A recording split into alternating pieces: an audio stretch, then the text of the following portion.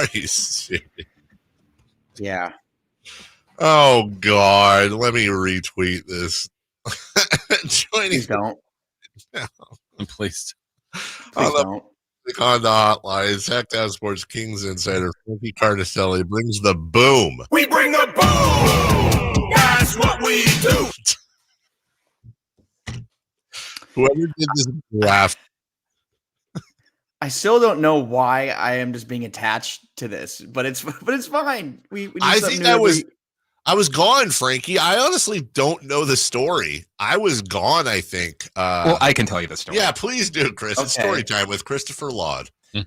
I was talking with Chris Watkins, and he was telling me, oh, man, Frankie really hates the Costco guys because they keep getting compared to Aaron Judge. And I'm like, oh, that's interesting. I think I will just add that to Frankie's repertoire. So this is a Chris Verlaud creation. Yeah, I mean, it's me opening my mouth when I should know that every time I open my mouth around anyone at the station, it gets turned against me. So whether it's pizza or the Costco guys or what am I missing? Well, there's Frankie Clicks. There's Frankie Clicks. And a lot of people thought Frankie Clicks came from, the amount of clicks you get with your amazing writing at Sactown Sports, but I think that had more to do with the phone thing. Mm-hmm. There's the pizza guy from the very controversial eating of the pizza at Media Day a year ago. And then there's this. And I will say, of the three, this is probably my favorite just because it has a fun little drop that goes with it. That's my only reasoning, Frankie. Well, Jason loves the song too. So that makes me feel a little better that it's not, someone's getting some enjoyment out of it in like an actual genuine, like a wholehearted way. And I would never, fault Jason for dancing to the song. Before we get into the Kings, I'll just ask you a question I should totally ask you on the air. Hey, Frankie, all the great things going on in your personal life, are those public? I just always want to be careful. No, yeah. Okay, public, so I'll let you say. Have you said it publicly before? What you were, what's coming up for you here in very soon? I think I might have with Styles and Watkins, but we're my newly recently married to my longtime partner, 7-8 years now, to my wonderful wife Allie, and we're having a baby boy coming up in 2 months.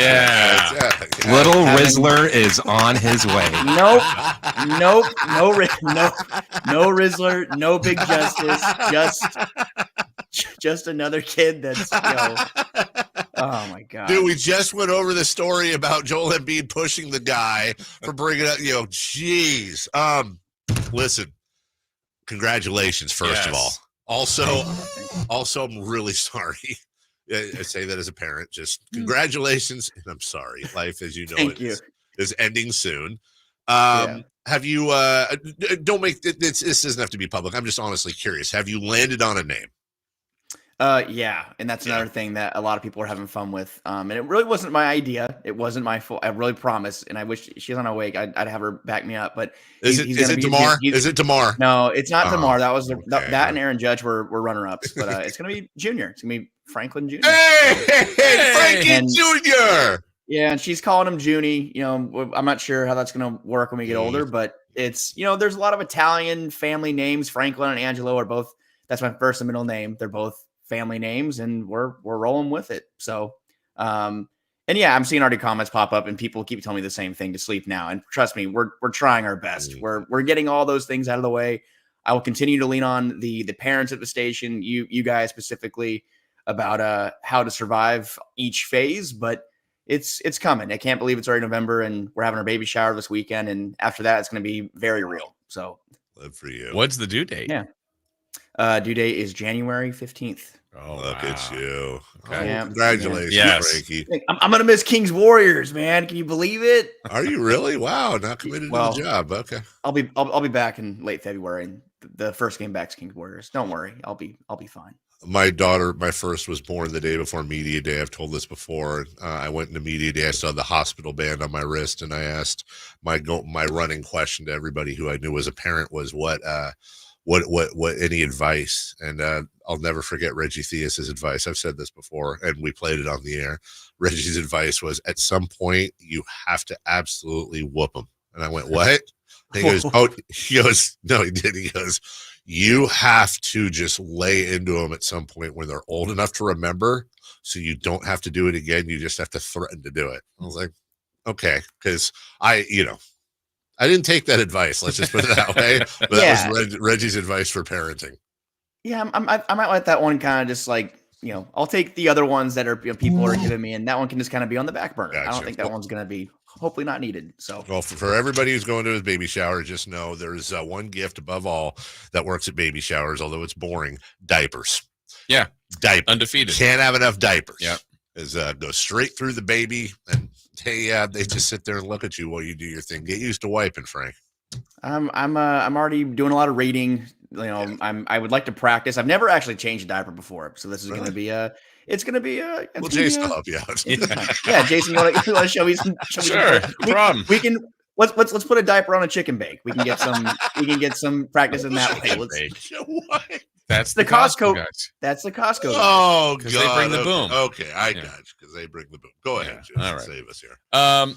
So Frankie, let's go to. I don't know if you want to go with Atlanta or the Toronto game, because there was some good in both. Obviously, they split the two, but actually, let me ask you about Toronto. Excuse me, about the Toronto game. What was the biggest difference in why they weren't able to close that deal? Because it felt like I was telling Dave earlier, they were just chasing that game all night long. Yeah, I mean, to me, and it was a concern during preseason as well. The 3-point shooting, it's really been kind of a Achilles heel for this team, and that's something that a lot of us didn't really expect to happen. When you look at the personnel this team has, and right now they enter play tonight. They are 27th in the NBA in 3-point shooting. That's just not something that I think is going to translate to a lot of wins here. And it's on both sides of the ball too. I mean, the Raptors were getting whatever they wanted on the perimeter. The Kings are also 29th right now in 3-point defense. That's been a trend over the past couple of seasons with Mike Brown's crew here. But that's what I was saying from Toronto. They were really just making timely shots. RJ Barrett was really the point of attack for them. And even though he missed a couple free throws late, he was knocking down big shot after big shot.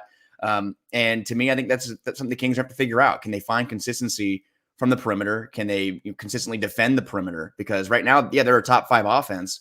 And a lot of that is because of what DeMar DeRozan has been doing for this team. But I think to truly be successful, you're going to need guys like Keegan Murray, Kevin Huerter, who is out with an illness, and we'll see if he's back tonight. He's questionable at the moment. But having guys like that able to knock down shots, and De'Aaron Fox, who a lot of people are pointing fingers at, 0 of 11 from 3. And obviously he's dealing with something that's whether it's a ligament issue or not, we don't have any clarity on that. I know that he told the Sacramento Bee right now he thinks it's a ligament issue with his ring and pinky fingers.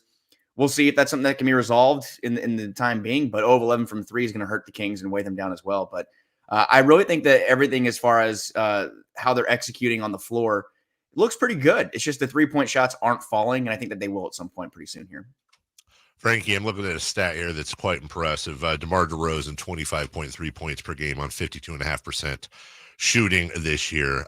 But what is incredibly interesting is the only player with more total steals this season than DeMar DeRozan is De'Aaron Fox. So you've got yourself between the two of those guys, and you bring Keon in off the bench. You're getting in those passing lanes. In fact, when you look at team stats, Sacramento is 3rd behind Golden State and Oklahoma City when it comes to team steals. Last year, they had 7.7 a game. This year, 10.2. And you got to imagine that's going to regress to the mean a little bit.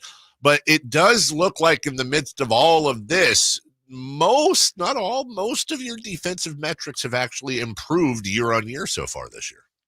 Yeah, I mean, I feel like they're stopping the point of attack very well this season, and they're really kind of finding those lapses more in the rotations.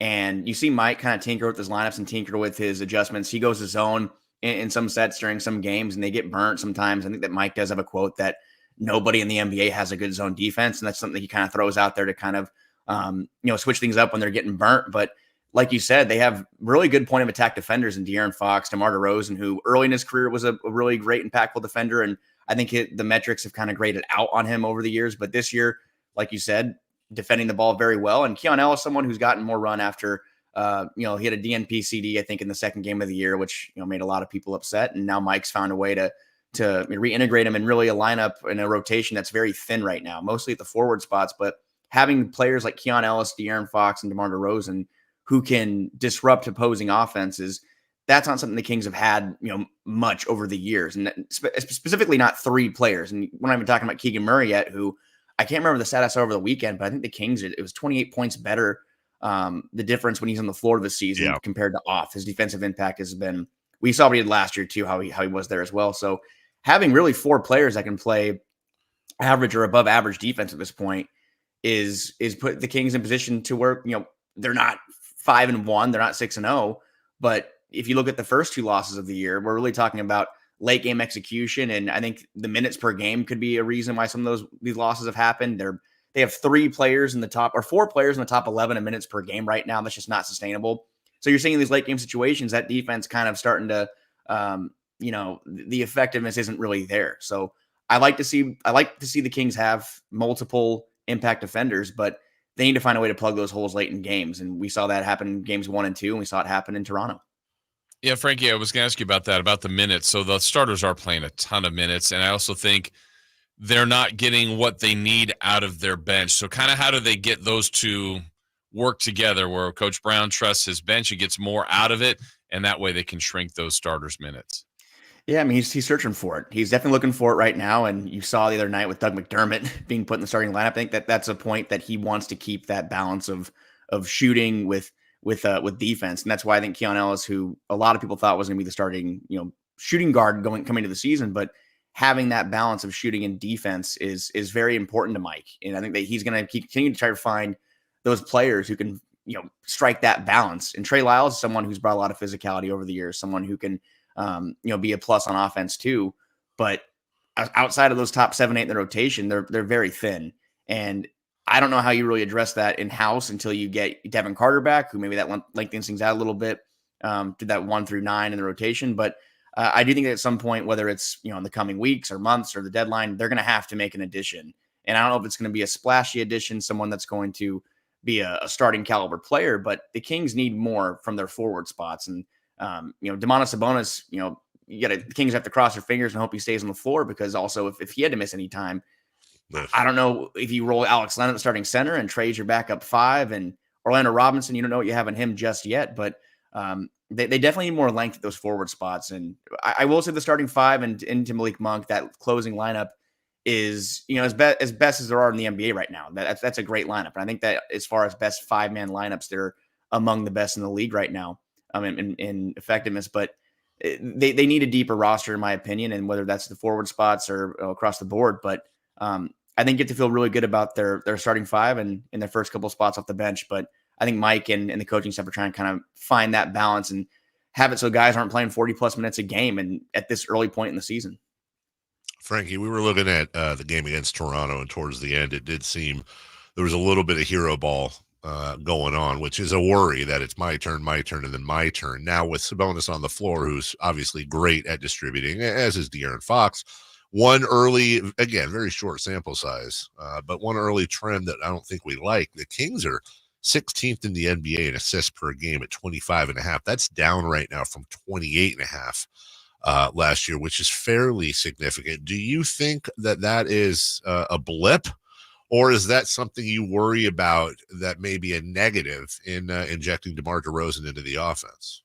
I think it's a blip that'll probably get worked out along the line. And I think Domantas Sabonis has had the ball in his hands a little bit less. We're not seeing those 10+ assist numbers like we saw for a majority of last year. He got a triple-double in Toronto the other night. But I think that this team is still trying to find a rhythm here and trying to find comfortability within each other. And I think having someone like DeMar DeRozan, who was another 5+ assist guy last year, you have Malik Monk, who's 5 assists, De'Aaron Fox, Domantas Sabonis. You have a lot of people that can make things happen with the ball in their hands. And when that happens and you put those players together, you have to learn, your tendencies and your spots. And that's something that DeMar DeRozan and Domantas Sabonis both did separately. And that last week of training camp that, we're still trying to kind of find each other's spots and find, which player likes to be where on the floor and where they're most effective. And I think that 6 games isn't enough to draw any conclusions or, in my opinion, even, start to worry. I think, or get too excited. And I think I put a tweet out over the weekend that the Kings they're first in the league in free throw shooting, which is great. They were dead last in free throw shooting last year, and I think 27th year before that. But we'll see how things look at game 52, game 60. And that holds true to assists too, and in the ball movement. And the ball movement has looked good at times. And like you said, it gets stagnant at times.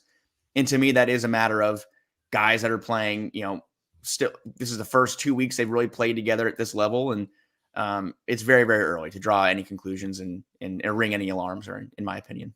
Frankie, one last thing for you real quick here. What are you watching for tonight against the Heat? I mean, like I mentioned earlier, I'm looking at the perimeter. I mean, I like I said, it's too early for me to really ring any alarms, but I think it'd be really great to see this team kind of, have a 40+% night from three and, do it against a really good defense in Miami. They always have good defenses, and it looks like they're pretty healthy across the board tonight. And I'm looking at the 3-point defense. I'm looking at both ends of the floor on that end.